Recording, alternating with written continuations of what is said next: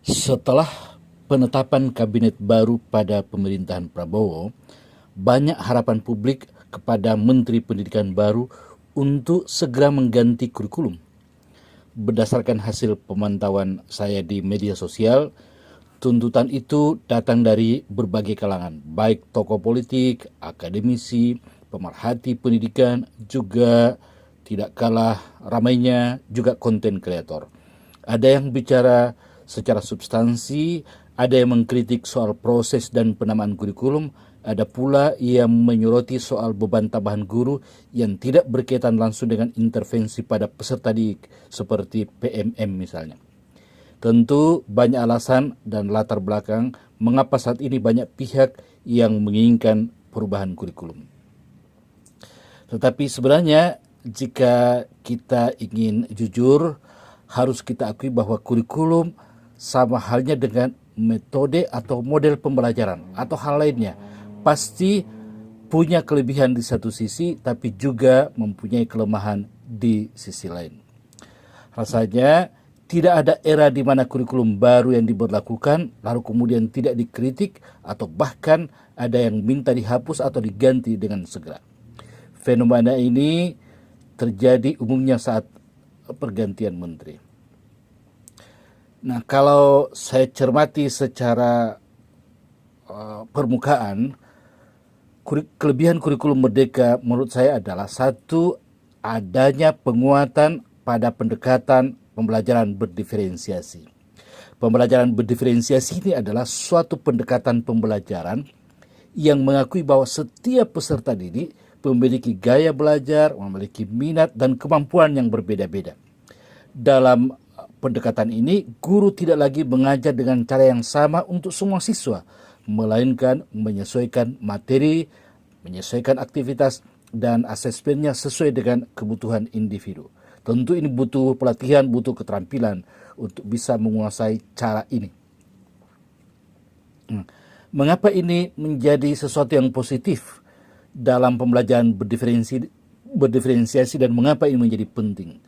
Pertama, karena dengan pembelajaran berdiferensiasi ini bisa mengakomodasi perbedaan individu. Setiap siswa itu unik, setiap siswa berbeda sesuai dengan kodrat yang Tuhan berikan kepada setiap anak. Pembelajaran berdiferensiasi memungkinkan guru untuk memenuhi kebutuhan individu setiap siswa sehingga mereka dapat belajar dengan cara efektif dan efisien. Selain itu juga bisa meningkatkan motivasi secara signifikan dengan pembelajaran berdiferensiasi ini. Mengapa? Karena ketika siswa merasa bahwa pembelajaran dirancang khusus untuk mereka sesuai dengan kepribadian masing-masing peserta didik berdasarkan minatnya, berdasarkan kesiapannya, berdasarkan gaya belajarnya, berdasarkan jenis kecerdasannya, ya ini akan menyebabkan motivasi belajar mereka akan meningkat. Mereka akan lebih terlibat dalam proses pembelajaran dan akan merasa lebih percaya diri. Itu antara lain sisi positif dari kurikulum merdeka yang di dalamnya ada pembelajaran berdiferensiasi.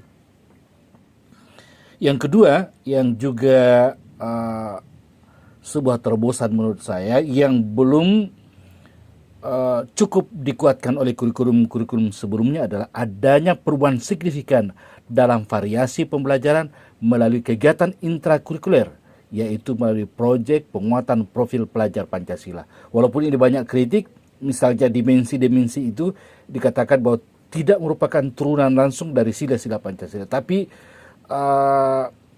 substansinya sebetulnya jika kita ingin mencari benang-benangnya akan tetap ketemu terhadap dimensi-dimensi profil pelajar Pancasila. Ini sesuatu yang positif di dalam kurikulum merdeka. Karena dengan pembelajaran proyek ini memberikan kesempatan bagi peserta didik untuk belajar secara aktif dan mendalam dengan terlibat langsung dalam sebuah proyek. Siswa tidak hanya menguasai materi akademik secara teoritis, tapi juga bisa mengembangkan keterampilan berpikir kritis. Mereka bisa mengembangkan kreativitasnya, kolaborasi, kerjasama antar siswa, dan juga komunikasi. Selain itu, proyek ini juga bisa memungkinkan siswa untuk menghubungkan pembelajaran dengan kehidupan nyata. sehingga mereka dapat melihat relevansi atau bahkan merasakan adanya jembatan antara kelas dengan dunia nyata. Adanya relevansi materi pelajaran dengan konteks yang lebih luas, sehingga dengan demikian siswa bisa berkontribusi terhadap kehidupan, walaupun sesederhana apapun hasil proyeknya.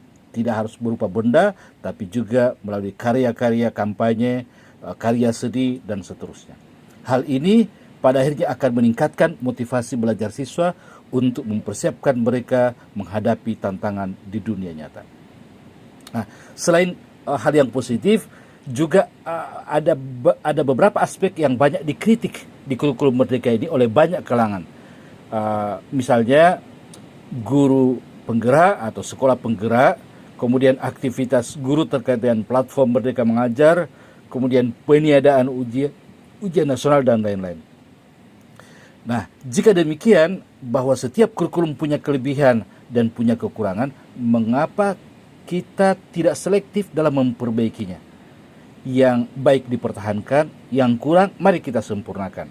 Jadi tidak dengan serta-merta membabat habis pohon kurikulum Merdeka lalu diganti dengan tanaman atau pohon jenis baru lainnya.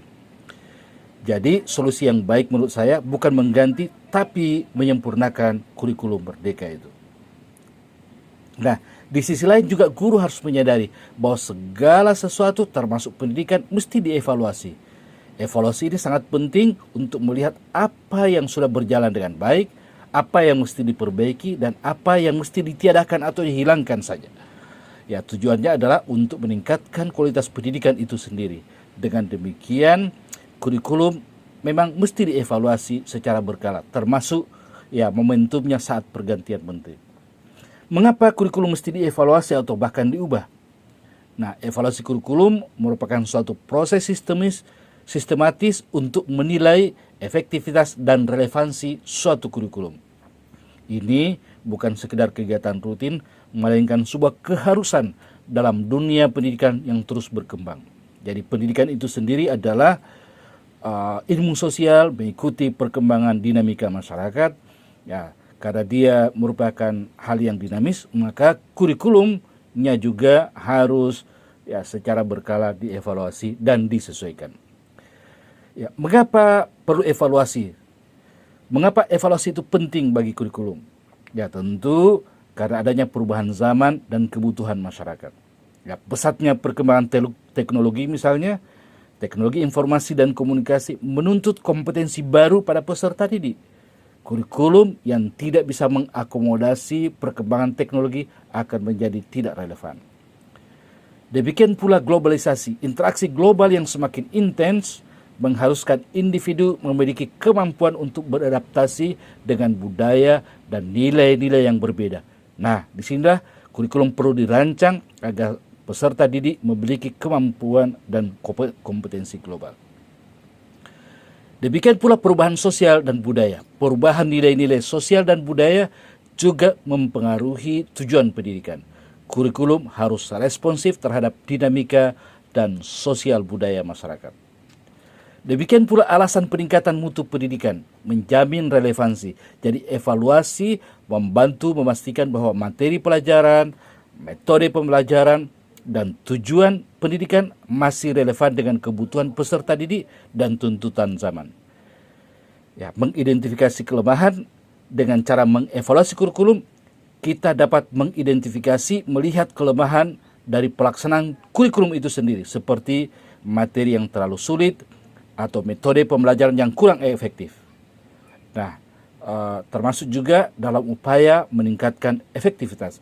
Hasil evaluasi kurikulum ini dapat digunakan untuk memperbaiki dan meningkatkan kualitas pendidikan. Pada akhirnya, kata kuncinya adalah siapapun menterinya, apapun kurikulumnya, bagaimanapun modelnya, kuncinya tetap ada pada guru yang selalu berkemauan untuk mengasah kemampuan dan kompetensinya, serta memperbaharui keterampilan dalam mendidik anak. Perubahan kurikulum adalah angin segar bagi dunia pendidikan. Sebagai guru, tentu kita memiliki kesempatan emas untuk menjadi agen perubahan. Bayangkan Setiap kali ada kurikulum baru, kita seperti membuka halaman baru dalam buku petualangan profesionalitas kita sebagai guru. Dengan terus belajar dan beradaptasi, kita tidak hanya bisa mentransfer ilmu, tapi juga menginspirasi peserta didik untuk menjadi pembelajar seumur hidup, pembelajar sepanjang hayat. Perubahan kurikulum bukanlah ancaman, melainkan tantangan yang mengasihkan untuk kita hadapi secara bersama. Salam edukasi, salam inspirasi. Akhirnya saya ingin menyampaikan bahwa jika teman-teman mendapat manfaat dari channel ini, silakan bagikan pada orang-orang yang dikasihi. Bagikan pula pada grup media sosial teman-teman. Dengan demikian, mereka pun bisa mendapat informasi, mungkin saja bisa terinspirasi dan tercerahkan. Karena berbagi itu indah, berbagi itu ibadah. Salam edukasi, salam inspirasi.